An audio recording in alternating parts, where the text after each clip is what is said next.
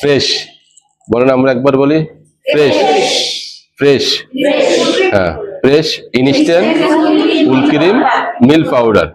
Fresh instant কত percent fat আছে? 28% milk fat. কত পার্সেন্ট? কি কি আছে? দেখতে দেখতে ইউনিক, সহজে গুলে যায়, ক্রিমি স্বাদ। কত সেকেন্ডে গুলে? 7 থেকে 15 সেকেন্ডে গুলে যায়। হ্যাঁ, এই কথা। আর কি কি তৈরি করা যায় ডেজার্ট আইটেম? চা, কফি, পায়েস, ফিন্নি।